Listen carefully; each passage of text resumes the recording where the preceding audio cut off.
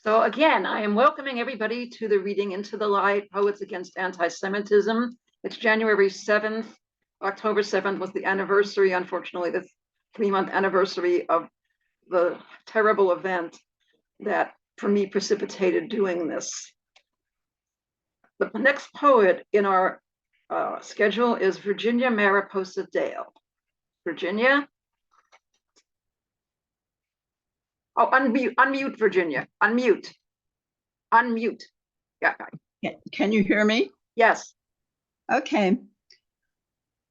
If You Love Jesus is the title. If you hate Jews, then you must hate Jesus, because Jesus was a Jew. If you love Jesus, you must love Jews, because Jesus and Mary and Joseph, to name a few, was a Jew. If you hate anyone, it's a reflection of you.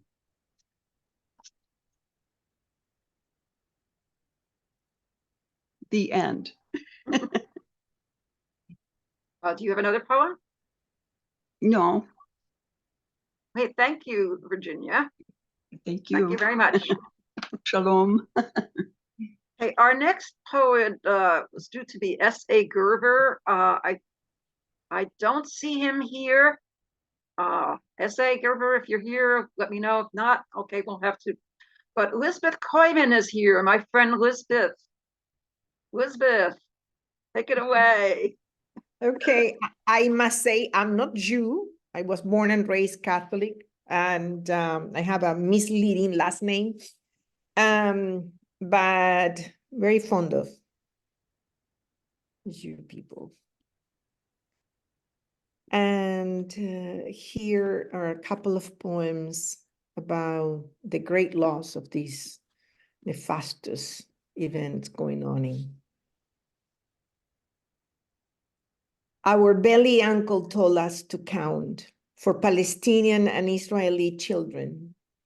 Our belly uncle told us to count 1, 2, 3, 50, 1,000.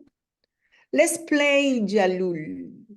Boys push a small marble between the thumb and the index fingers, but fingers and thumbs lay under the rubble. Let's play Haila. Girls hop from a square to a square with one foot while pushing a rock, but feet and legs lay under the rubble. Let's play confused dog. Throw the ball at the child in the center while he dodges it. If the boy catches the throw, be hit. Let's play 3 sticks. Jump between sticks on the ground, but legs and feet are kept in a tunnel. Let's play dreidel. Turn it between fingers, but always get none.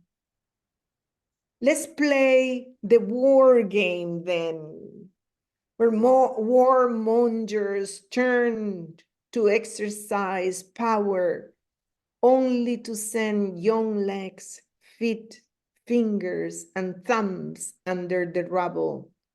Mothers wail, fathers anguish, brothers search, sisters scream, doctors despair, journalists witness, while twofold propaganda point fingers at each other. Our belly uncle told us to count 4,500.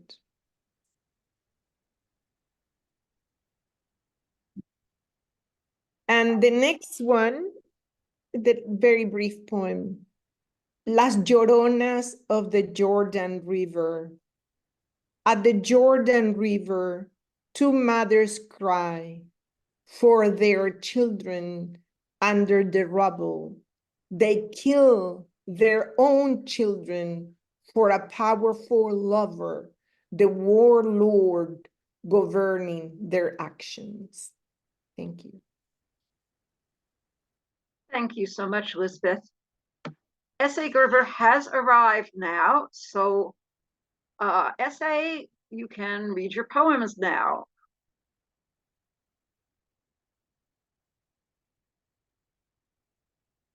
S.A., are you unmuted? Okay, I don't see you on the screen, so you must be on my other S.A. Oh, S.A., unmute.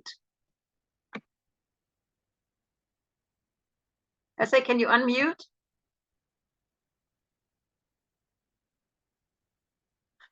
S.A., oh, he isn't hearing me. That he hasn't unmuted yet. I clicked on the unmute function.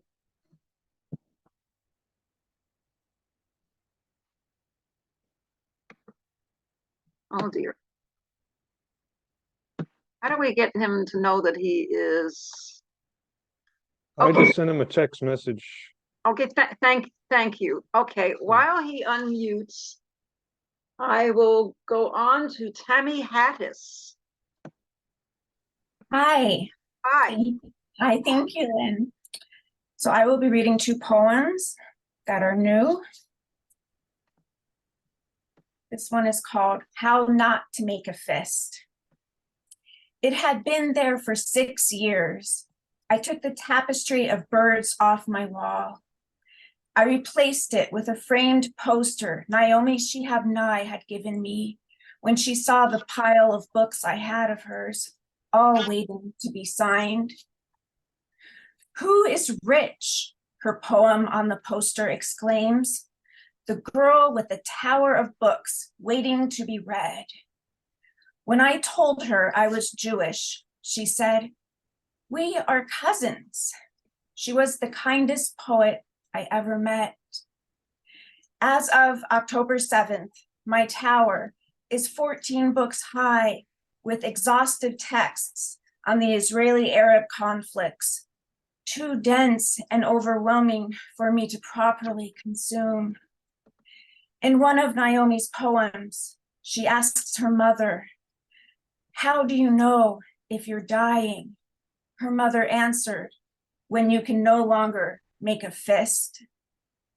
I can barely move my left hand after doom scrolling, muting, unfollowing, all of the social justice activists I stood with, all of the poets I loved and looked up to, my favorite bookstores I supported, poetry groups and communities who now post hatred of Jews and of Israel, the land in which my grandparents fell in love, were married in, the land in which they grew orange trees with their own hands, my Safta's healthy, wide-fingered hands, and my Saba's strong, dexterous, could fix anything hands. I look at my delicate hands as they convulse with nerve pain and spasms. As of October 7th, I cannot make a fist in my left hand. My right hand is having trouble too. And then I have another one. Thank you.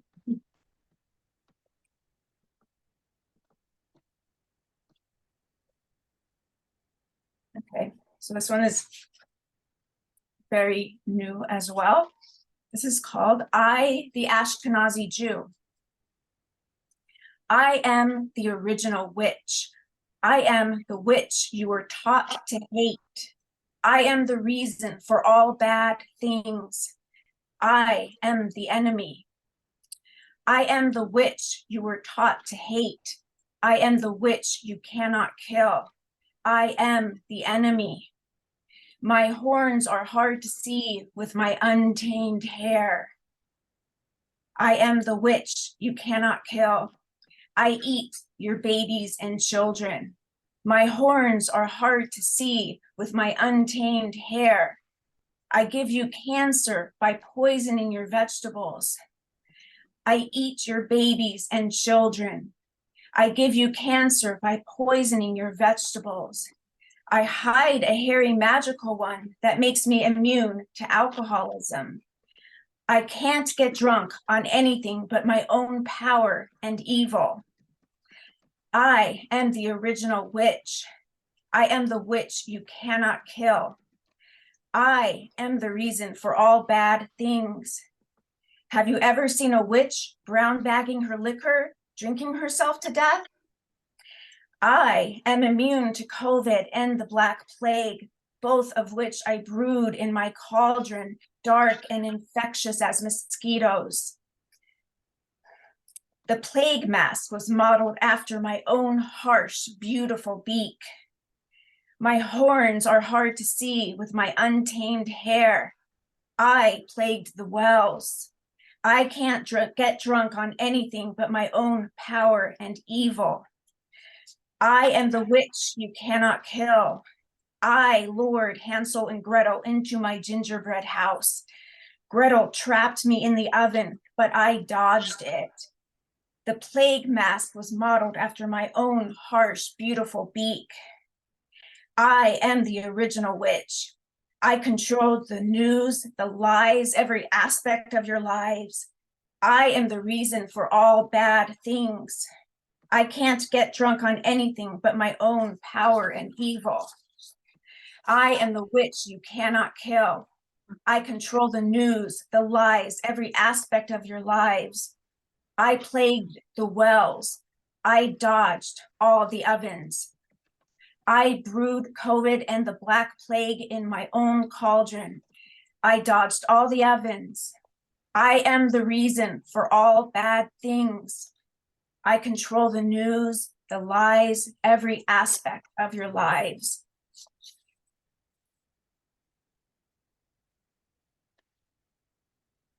Thank you. Thank you, Tammy. We're still having some little problems with S.A. Gerber that I hope we will be able to fix. But in the meantime, I will go to Don Kingfisher Campbell as he has a little time constraint. So Don, you are on.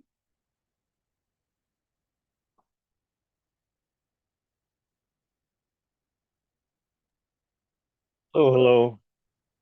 Hey, I've been texting SA here. He's trying to make things work. Oh, okay. So hopefully he'll get there. Yeah, I texted Rick also on it, so I don't know what's happening, but maybe we'll get him Yeah, on. well, I'm just glad you haven't discovered speaker view yet. You know what I mean? Good, you don't know. What is it? Is All right. something wrong? Oh, no, it's just a Zoom thing. I'll teach it to you after. Is my cat doing stuff that's weird again? No, everything's just fine. Oh, I Yeah, can. the audio's great, video's great. Okay, well, Want to hear a thank you. poem? Yes, you should do a poem. Let's do this. All right. Got 3 short poems for you.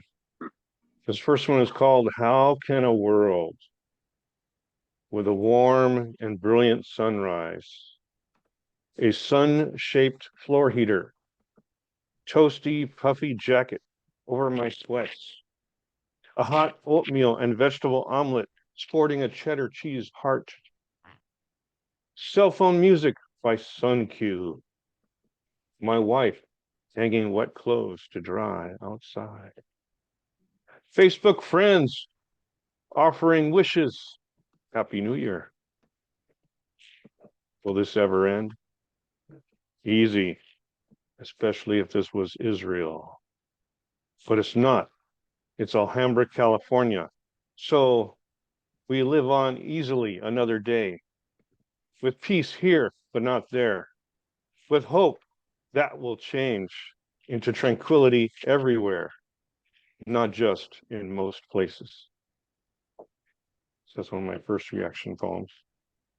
And then the other one is called Opposites Find Commonality. We were 2 kindergartners in the sandbox. We fought over using the same toy in space. Oh, The teacher separated us into respective corners. A couple years later, we were fast friends, each enjoying our square dance class. As junior high preteens, we bonded over music, Still, we fought one day over a single seat.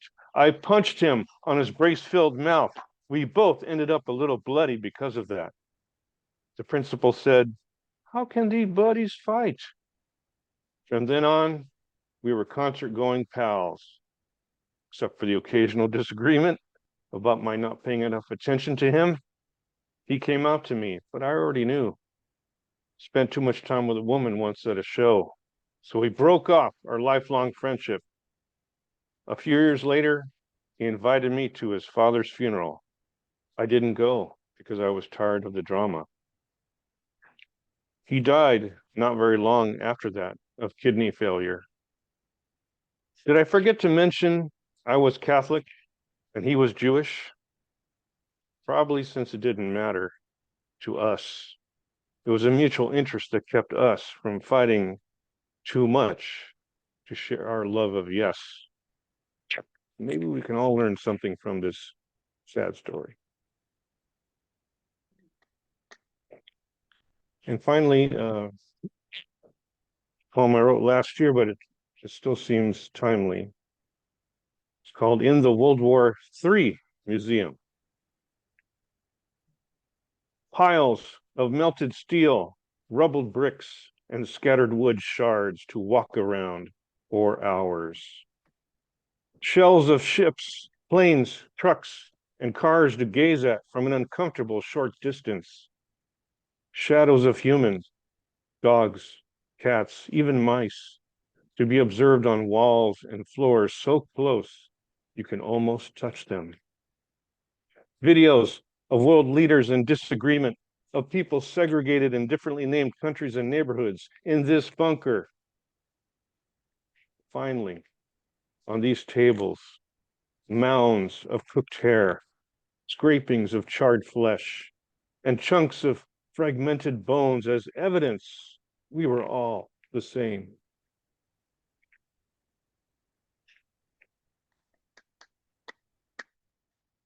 Thank you, Don. I don't know if essay's problem is over with yet. Can you hear us? No? I guess it's still being worked on. So I will go to Jennifer Rudick-Zuniga, without whom I think this reading would not have even been possible, because I've been attending a group that she leads on Zoom for a couple of years, and it's been very important to me. So Jennifer, please give us your work. Thank you so much. Thank you, Lynn and Rick, for doing this. It's very special and very necessary. So I did take you up on your invitation to go 5 to 7 minutes. So I may be going a little longer than other people, but I will stick to that time. So I brought several poems, and I will start with one that I wrote January 9th, 2021. Do you remember when? Do you remember when pandemics and vigilantes and attacking Capitol buildings and building a gallows with a swinging noose and wearing your Jew hate on your chest lived long ago and far away? It lives right this minute and in your face. It is spitting acid in your eyes. So that was 3 days after January 6th, the insurrection. The rest of my poems all relate to the events of October 7th and following. Holding You. This is written October 8th, 2023. I held the Torah today, wrapping my arms around our story. Such a strange day for a holiday. Such an odd day for dancing. I was holding you, my sisters in Tel Aviv, my brothers in Ashkelon. I was holding you, my siblings murdered in the kibbutzim, my children, my aunts, my uncles kidnapped, forced into Gaza. And I was holding you, my cousins, born into a strip of hell at the border. I hold all of you, the Torah tells me. You are each my family. Listening to the last lines of the Torah today, I saw the last piece of parchment tied to the wooden roller. For the first time, I thought, what if we never read the beginning again? What if this last piece of parchment was the end? Where would my family be? Who would I hold? Who would hold me? And so that was with a strange confluence, well, not strange, I suppose purposeful confluence of events of the 50-year anniversary of the Yom Kippur War and Simchat Torah, while we were still celebrating in America as our families were being murdered. This was written October 17th. Ark with a window. I don't want this story, nor an interpretive midrash to help me understand that every person save 8 was worthy of drowning. Master of the universe, can you not find another response to violence, to lawlessness, to injustice?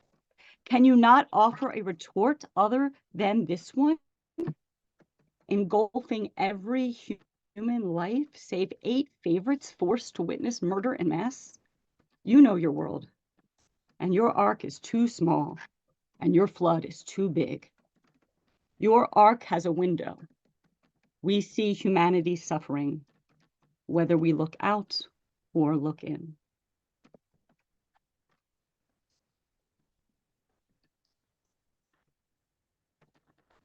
So this was written December 1st in response to the Parsha of the week, which talks about Rachel from the Torah, one of our matriarchs, calling toward her children, calling for them to come home. This is in the Torah portion, she dies on the way back home, on the way back to the promised land. But in our midrash and her stories in Jeremiah, she says that she's calling for us. So the combination of the Torah portion and what was going on with the hostages is what gave birth to this poem. Rachel cries again. I never made it home, so my beloved had no choice but to bury me by the side of the road. Here I am waiting for you. Here I am calling for you, my children. I long for your return. O children of ancient ancestors, O children of our future, do you hear me? I will wait. I will not leave. You who are old, you who are young, you who sing my beloved's prayers, you who choose not to pray. Do you hear me? I will wait. I will not leave until each of you held in exile returns.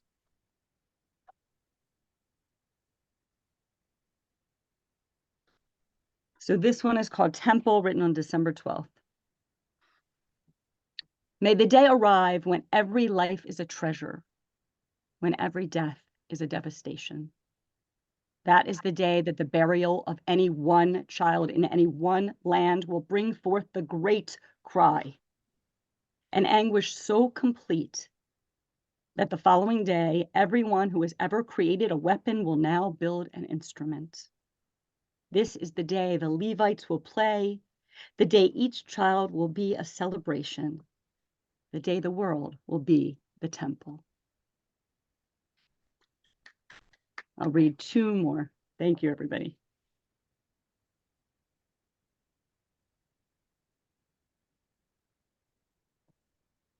This is also in response to the Torah portion. This was November 29th, 2023. What if my brother saw angels? When Jacob was wrestling with the angel, I wonder if he wondered, what if my brother also saw a ladder? What if my brother also saw angels ascending and descending? What if my brother also awakened to realize God is in this place? When Jacob was wrestling with the angel, I wonder if he wondered, what if right now, once again, I am fighting my brother Esau? What if I am my brother's keeper? What if the angel could bless each of us? What if we did not have to wait until we buried our father to become brothers again?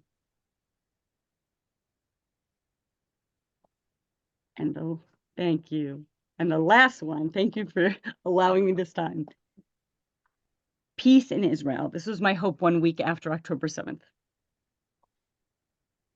Peace in Israel is the Shabbat queen arriving in the valley near Tzfat, smiling and fragrant late Friday afternoon. Peace in Israel is bright sunshine and steady rain, each in its season. Peace in Israel is wells full of water in Beersheba and fingers on prayers in the crevices of the Kotel. Peace in Israel is a quiet sigh at the top of Masada and laughter beneath the waterfall in Ein Gedi. Peace in Israel is planting olive trees with Arab neighbors at sunrise and sharing glowing lights, sweet challah, and wine on Shabbat. Peace in Israel is lying down where no one can terrify you and waking up to your children singing the morning Shema.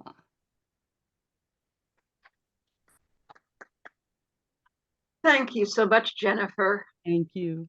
And now I'm pleased to say that S.A. Gerber has raged against the machine and conquered it, I guess, so he's ready to read his poetry. Take it away.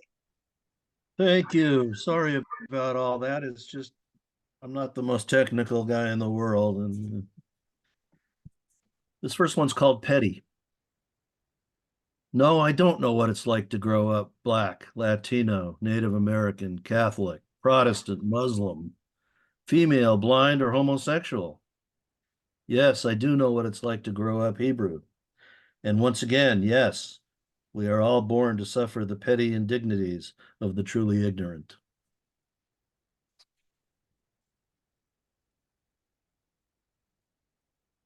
Thank you. This one is called I Am. I am a Hebrew, one of the many claiming to be the heir apparent to the Holy Land. I've been a slave in the desert sun, erecting monuments to unworthy pharaohs. I have been a soldier in all lands, shedding blood against the current enemy.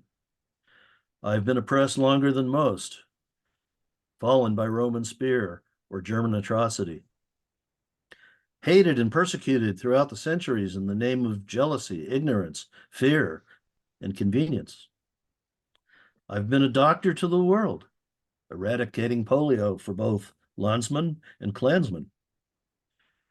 I've been an author of renown, gifting the planet with literature and entertainment. They say I was also once killed as a savior, unrecognized at the hand of politics. I'm still a Hebrew, heir apparent to the Holy Land.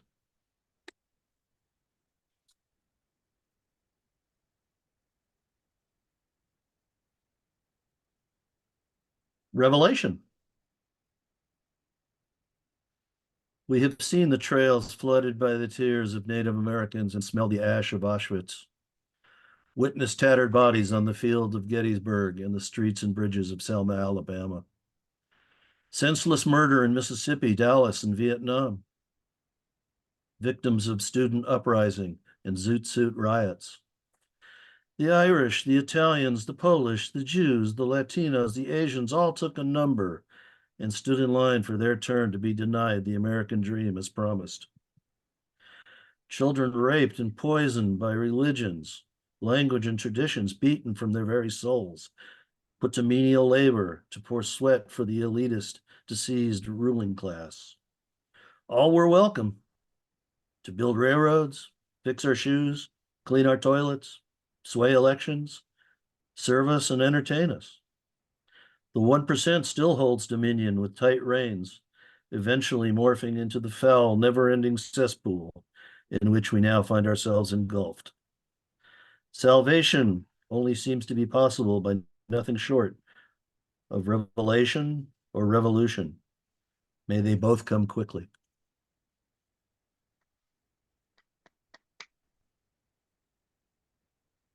Thank you. I have two more. Do I have time? Yeah, you might as well. I might as well, as long as Yeah. we got. Okay, chosen. Age-old hatreds, blood feuds. perhaps an element of jealousy. Relentlessly throughout history, becoming learned by university or erudition, always attempting to rise above an assigned station. Yet in spite of producing doctors, lawyers, judges, business moguls, entertainers, scientists, literary lions, humanitarians, and philanthropists, the hatred goes on. The Hebrews, the chosen people, did we execute a radical among us several millennia ago? Not physically. We might have voted for it. Even the Vatican absolved us, although I still think they hold us accountable. They say it was the Romans. So how come nobody hates the Italians? Let's not confuse the issue or add to it. No dick Nazi punks who don't even know who we fought in World War II or any other conflict are now on the rise like a stream from an anthill that suddenly appears in your yard. Like the other losers clinging to a defeated flag, they alone think they should run the affairs. The sad part is they cannot even run their own lives. Packs of inbred white trash idiots belching and parroting bilge fuck philosophy from one of the darkest parts of American history. They produced thoughts and ideas on pamphlets not fit to wipe a skinhead's ass with. Nothing more pathetic or dangerous than ignorance thinking itself intelligent. If they are as hateful as they appear towards the Hebrews or American Jews, why bother with polio vaccines, antibiotics, vitamins, films, comedy, literature? The list goes on ad infinitum.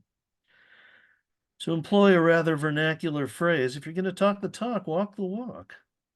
If a Nazi or a Klansman discovered an ironclad cure for cancer or eternal youth, they could coat it with oil and shove it up their asses before I would use it or recommend its usage.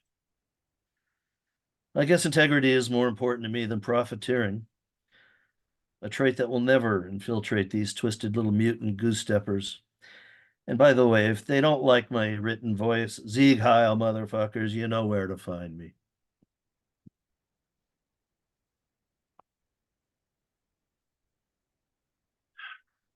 I have one more, which is kind of a benediction. It's called Long May. Long may the seeds be sown. Long may flowers be grown. Fast may the rivers run. Fast may the work be done.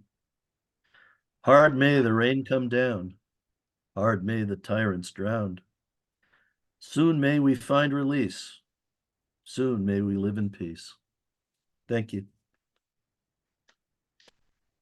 Thank you, essay. It was Thank worth you. waiting for. Thank you. Okay, my next poet on the list is Kaloki. Well, good. Okay.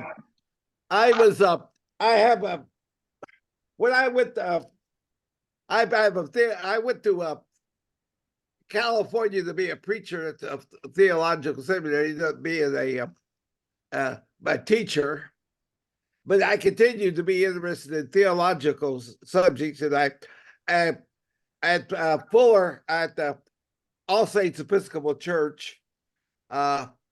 I mean, you know, I mean, they have gay bishops, so you know, and women priests also, so you know, that type of church. Thank God. Anyway, it never occurred to me that until it's called the Jesus Seminar. Scholars like Marcus Borg and Dominic Crossan, that the disciples and maybe even Jesus was illiterate, because only about 1 or 2% of people at those time went to schools. I mean, you know, fishermen don't have time to go to school. They have to all they do to get that food on their for the family, and also what the Christians call the Old Testament is really the Hebrew Bible, but no one has ever called the New Testament the Greek Bible, because it's written in Greek, and it wasn't written in Aramaic, the language that Jesus spoke. Anyway, this poem touches on that. It's called Billy and John. Billy Graham, you often quoted Christ saying in John 14:6, I am the way, the truth, and the life. No man cometh unto the Father but by me. But Billy, those were not the words spoken by an Aramaic speaking Jew from Galilee, but those written in Greek by a narrow minded early Christian who attributed them to the historical Jesus who lived over a half a century before he wrote the Gospel of John. The author of John, although probably a Jew himself, was also anti-Semitic. In John 8:44, he told his fellow Jews who didn't share his belief in the divinity of Jesus, you are of your father, the devil. Jesus Christ, man. That's even more anti-Semitic than anything your old buddy Richard Nixon ever said. This certainly didn't sound like the way Jesus talked in the Sermon on the Mount when he told his followers, love your enemies. I don't think that means you can demonize those whose faith differs from yours, like John did, nor you when you urged Nixon to bomb dikes in Vietnam, even if it meant 1 million or more civilians would be killed like you did. As Jewish rock superstar Bob Dylan once sang, you don't count the bodies when God's on your side. So much for God so loved the world. Anyway, with all due respect, Billy, you should have listened to another John who was a Greek-speaking Jew and wrote in 1 John 4:20, whoever claims to love God yet hates a brother or sister is a liar. For whoever does not love their brother and sister whom they have seen, how can they love God whom they have not seen? Thank you. Thank you, Keloki. Next up is, well, we were supposed to have Mani Suri. I don't think he's here. I regret that. But we have R.A. Ruad. Is it okay to call you Rosie also? Yep. Okay, Rosie, welcome. Thank you. So, I've got 2 pairs of poems and then I've got one untitled haiku to kind of start it off. The untitled haiku wasn't a haiku. It was just something that a friend said to me. She was an Auschwitz survivor. And when I wrote it down one day, I realized it was a perfect haiku. Revenge will not bring the dead to life. It only will feed the graveyards.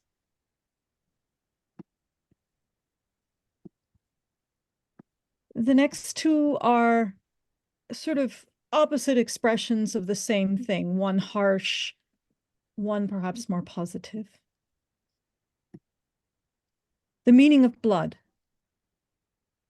My blood runs Shawnee and Muskogee Creek. My blood runs Celtic. My blood runs Ashkenazi. My blood runs with displacement. My blood runs with genocide. My blood runs with colonization. My blood runs with long marches to oblivion. My blood runs with mass starvation. My blood runs with racism. My blood runs with stolen children. My blood runs with stolen land. My blood runs with stolen identities.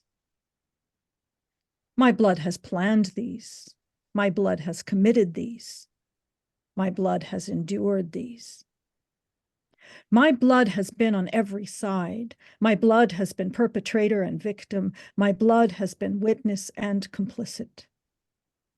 My blood is guilty. My blood is innocent. My blood is all mine. My blood no longer requires revenge. My blood no longer requires blame. My blood no longer requires bloodshed. My blood seeks truth. My blood seeks reconciliation. My blood seeks healing. My blood type is peace.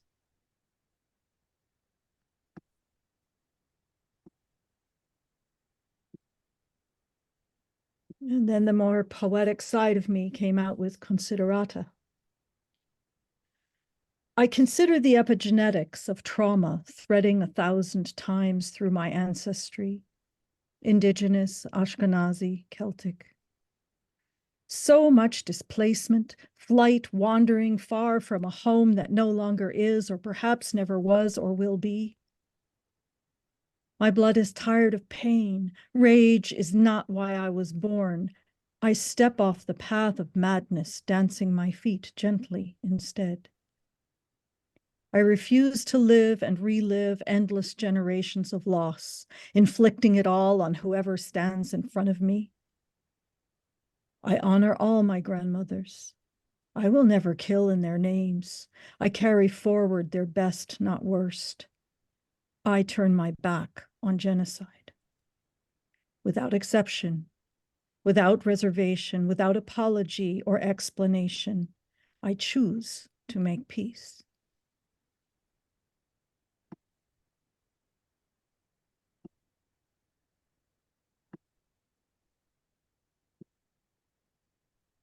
And this one came about as just things I've encountered along the way. The eternal wish. An old man lights the clay oven in the ruins of his home. He is the only one left. The journalist asks him, what did he dream for himself when he was a child, a young man? I only ever wished for one thing, he replies, that is to live a peaceful life. But that is not granted to us here. She lies on the hospital bed, small, alone, burned, missing her hand, her brother, mother, father. They have no painkillers left, but there is one for this kind of gaping wound of heart. The nurse asks if there is anything she can bring or do. No, I just wish to be with my family now. Her name was on a list to be released, so they went to the prison to bring her home. She did not come out, and then someone called to say it was on the news she was beaten and detained. They have all gone back to wait, not knowing if she lives or not. They only wish to embrace her again. These unfinished stories have different names, different ages, different governments dropping different bombs. Though I have read and seen and heard them endlessly for years, they never run together. Each one is distinct. There has never been a time of year that I do not wish for peace. War has all-season tires.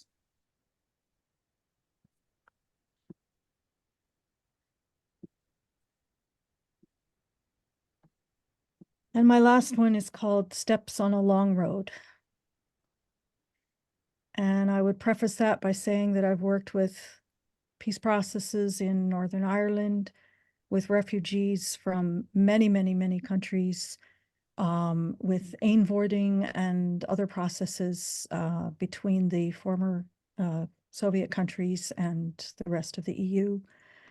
So I am familiar with how hard it is. Steps on a long road. Peace begins with seeing, looking at another and asking, how can I know you? Peace begins with seeing. Peace begins with sharing, a drink of water, a recipe, a dream for our children. Peace begins with sharing. Peace begins with offering comfort, naming our grief and loss, honoring each other's tears. Peace begins with offering comfort. Peace begins with listening to our hearts and our children and stories more alike than apart. Peace begins with listening. Peace begins with learning without blame or finding fault, seeking paths for healing together. Peace begins with learning. Peace begins with truth. What was, what is, what we hope, what will someday be, and what must never again. Peace begins with truth. Peace begins with right relationship. We are all intertwined, a great forest, no masters, no slaves. We are an endless circle. Peace begins with right relationship. Peace begins with peace. Laying down guns, dismantling bombs, feeding each other, and building homes. Peace begins with peace.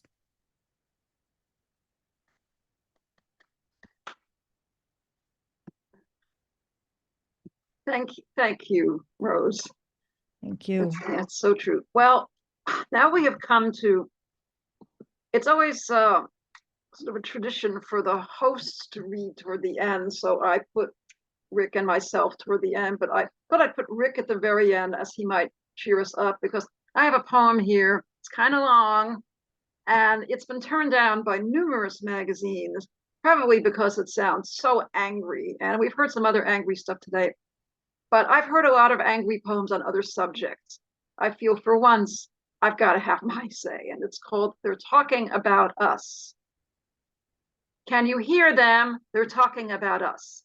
They're saying that we killed Jesus. Time to lay low. We'd better hide from them. They'll beat us in the streets. Can you hear them? They're talking about us. They say we are the heathens. They say we poisoned their wells and caused the plague. They're expelling us from England. They're expelling us from Spain, and they're turning the screws on us. We'll worship in secret and call ourselves Moranos. They're talking about us. They say we use the blood of their children in our Passover matzahs. Strange that our matzahs isn't pink as it would be if that were true. They talk about us. They say we have horns and webbed feet. We have big noses. We will get those noses fixed and change our names. Then we will be able to join their country clubs until we are found out. Can you hear them? They talk about us. They say our Star of David is a symbol of the devil. They say that 12 of our rabbis rule the world. If we ruled the world, they wouldn't be keeping us out of the clubs and beating us in the streets and locking us up behind barbed wire fences. They're talking about us, how we are not racially pure. They can tell who we are by just looking at us. We wonder why they make us wear yellow star badges on our arms if it's so easy to know us by looking. They're talking about us. They're saying we have no right to a homeland. They're saying we have no right to our own land. They're marching in the streets saying death to us all. They're saying we were behind 9/11 and that's why we weren't in the buildings when the planes crashed. They're saying we're descended from lizards. We fire lasers from outer space, and our sacred work, the Talmud, is a playbook for world domination. Some of those who are saying these things are some of us. They are ashamed of who they are. They are cutting off more than their noses. They are cutting off their identity and laying low. They are not even worshiping in secret. They are afraid of being talked about. They want to be accepted in the club. Can you hear them? They're talking about us on college campuses. They are trying to scare us, boycott us, silence us. If you talk about us, we will talk louder. We will drown out the lies and the libel.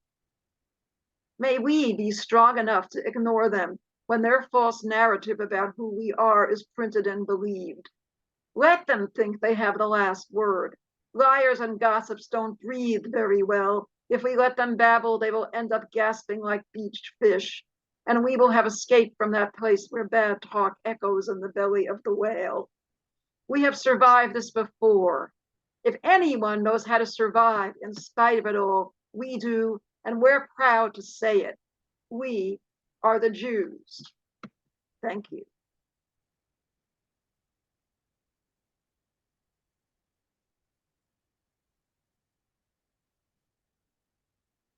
Well, thank you.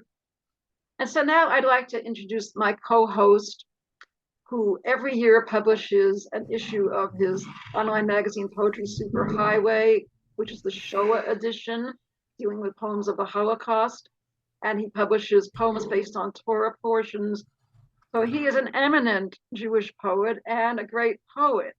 So I'd like to introduce now my co-host, Rick Rupert. Lynn, thank you so much. I would say that I've been given a lot of credit for co-producing this event in the literature that was released leading up to it. But really, it's your baby, and I agreed to push a button or two to make sure that it would Well, work. thank you. The vision behind it is yours, and I think it's a good vision, especially the words "into the light." Our response to anti-Semitism should not necessarily be exclusively listing all of the problems, but talking about expressing the light that we make out of those problems. I believe there's a idea that in the old country, whichever old country that you happen to be from, when the Cossacks would come and attack us, one of our responses was to take their melodies, their music, and use those as the melodies of our prayers and our worship. So what a great response to use the war songs of our enemies and to turn those into our sacred tunes, the modality of which is still to this day in our places of worship very Jewish sounding and not very war sounding. I also want to say, in response to something that S.A. Gerber said earlier, I recently did a DNA test, one of those through one of the genealogical websites where they tell you where you're from, and it came back, and the results were that I was 99% Ashkenazic Jew and 1% Italian. So I'm really hoping that we don't all start to hate the Italians, because that's my only backup plan. You know what I'm saying? So just putting that out there. Thank you, guys. I'm going to read 3 poems for you. The first one is a short, one short part to the poem I wrote for yesterday's Torah portion. It's the beginning of the book of Exodus. This is the very first poem I wrote for the Parsha Shemot, Exodus, which shows up in my book, God Wrestler, a poem for every Torah portion. It responds to this line of text. A new king rose over Egypt who did not know Joseph. It is in our nature to be fruitful and multiply, to grow strong when left alone, to win Nobel Prizes and invent technology that turns salt into sweet. So centuries into our stay in the narrow place, it is no surprise the locals became nervous. It may be the first time the Israelites are referred to as a problem, but it won't be the last. So there you go, a little history of the beginning of anti-Semitism for you.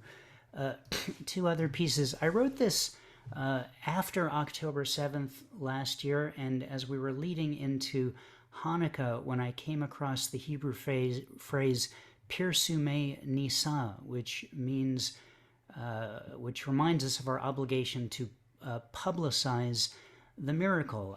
If you light a menorah on Hanukkah, a Hanukkah, it's actually our tradition that we put it in the mirror, so not in the mirror, sorry, the window, so everyone can see it. And I really started thinking about that. My wife and I received an invitation to sing at the mall with the Jewish community, to light the menorah at the mall. And there's just about no other more public place you could do something like that right after October 7th. So here you go. This poem is called Pirsumei Nisa. Every year at the mall, all the local Jews gather in front of everyone who has to slip by us to buy an orange Julius or see what Hot Topic is up to. Slip past a people who lately might be better served keeping our heads down. I could show you the numbers, but this is a poem and no one wants that. So instead, we keep our heads up in front of 10 feet tall menorahs, or Hanukkiyot, as the purists might say, even though there are hundreds of ways to spell that, and some of us are very particular about our transliterations. We keep our heads up and sing louder than the mall rules allow. We dance and give away latkes to anyone who wants one. We don't discriminate. You like a fried potato, you get a fried potato. Who needs a box of candles? How about some cheap dreidels? It's all for the taking at the mall because a great miracle happened there. And if we don't publicize it here, it's like it never happened. So light it up in front of everyone, right in the window so your neighbors know. Keep your heads up, my friends. You are the miracle. Thank you. And finally, so my wife's grandfather, my son's great-grandfather, was a Holocaust survivor. And as you may know, it's the tradition to name your children, it's a Jewish tradition, I'm sure it's a tradition for other folks too, after people who came before us. And in particular, in the Ashkenazic Jewish tradition, the idea is that you name someone after a person who's passed away. You don't name someone after someone who's still alive, because that new person is supposed to be taking on the best parts of that old person. And if the old person is still there, you don't want to, shorten their life any. And we really wanted to name our son Jude after his great-grandfather, who thankfully was still alive when Jude was born. He was a Holocaust survivor, etc., and really the leader of the family. And it didn't feel right to name him Aryeh or with a name that began with A, because in our tradition we just don't do that if the person is still alive. But because he was a Holocaust survivor, after we watched the movie Across the Universe, which, as you may know, is a film in which basically is Beatles music throughout and a nice love story. And so the name Jude, we were reminded of it.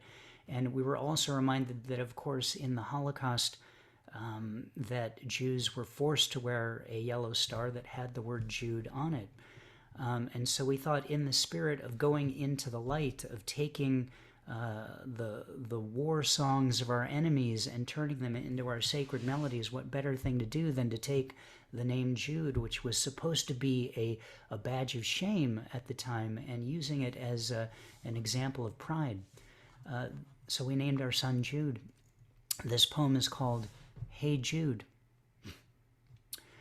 Whenever I ask the question, do you know who's singing this song, to my 10-year-old in the back seat of the car, invariably he answers, the Beatles.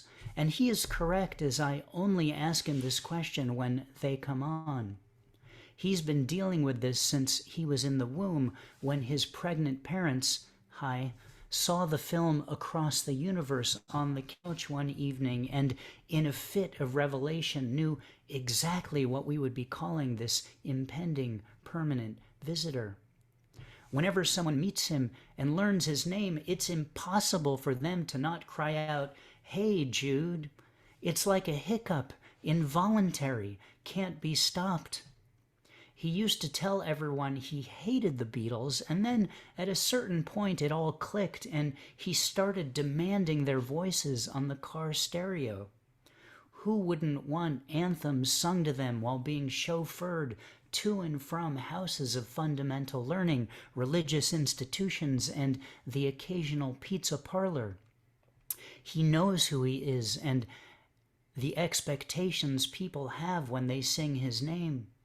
He knows what it means and how they used to label people with his name on yellow stars decades before men from Liverpool fronted thousands of people, their hands hoisted in the air, nah-nahing like there never was another song. We put every weight on what we called him. He crosses the universe, making our songs better. Thank you very much.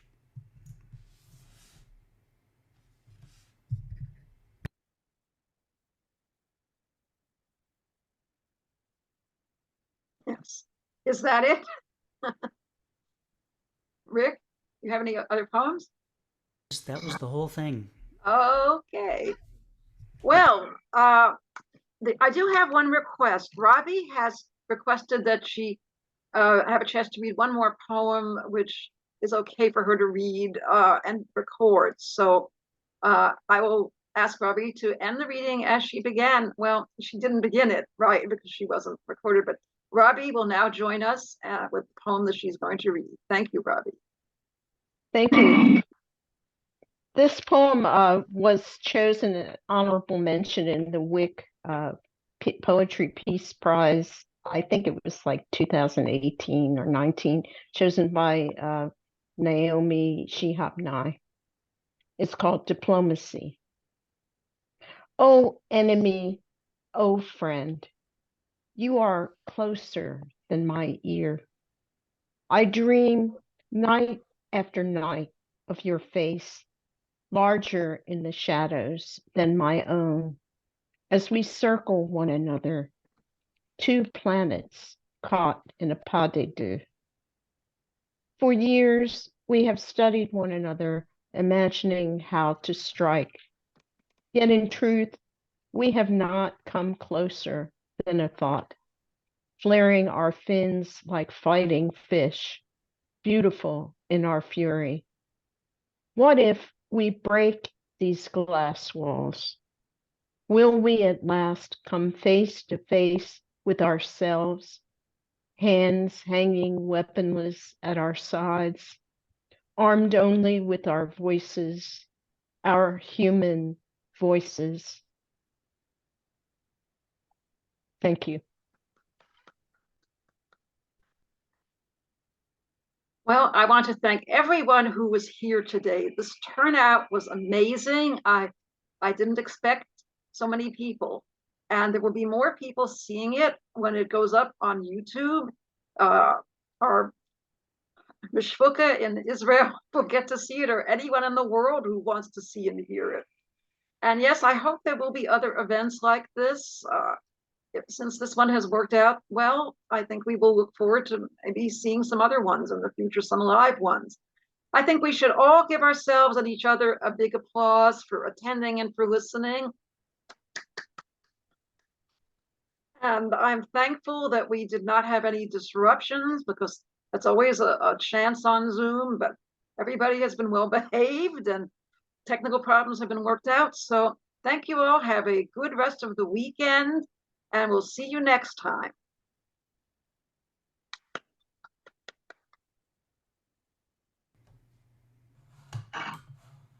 Oh, Jennifer, yeah. Unmute Jennifer.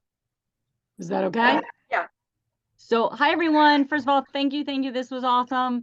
I just wanted to invite you. I work as a Jewish storyteller, like as my regular job, and I run a lot of storytelling sessions online. So if anybody is interested, because there's a lot of overlap between people who are poets and storytellers.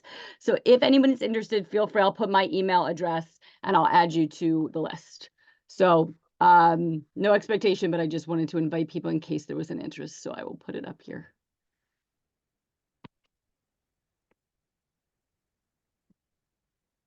Thanks. Thanks again. If I can ask one question? Yes. Sure. Mr. Lupert, can you Yes. can you hook me up with that link for your, I forgot what it was, a superhighway or? Yeah, sure. I'm gonna post that in the chat right now. Okay. That's the online publication Poetry Superhighway. I also have a Jewish poetry website, which is where I post my weekly Torah portion poems, which is jewishpoetry.net. And actually, every Jewish poem I've ever written in any category or topic, Torah portion, holiday, general purpose Jewish poetry is at that jewishpoetry.net. And thanks for asking. Long live the Italians. You know what the real right wingers, the real haters would call you? A two-time loser. It's there's many more times than the two, I'll tell you that. You're only right. I just wanted to say thank you to everybody. And thank you so much, Lynn, for coming up with this idea, for organizing it. It really got me to, start writing poems about being Jewish and to be less afraid of expressing myself. And it really helped push myself. And just thank you. And Rick, thanks for your lovely poems and humor and for making sure this is all good on the tech level. Well, thank you, Tabby. I know you had a lot of trepidations, but you did fine. Thank you. Who's with you? Oh, Noah. Hi. I'm just here.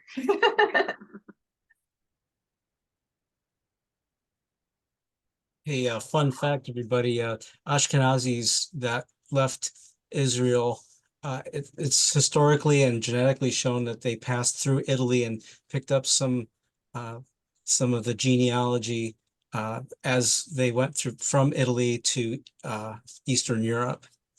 So it's likely that's where that came from. Yeah. Rick.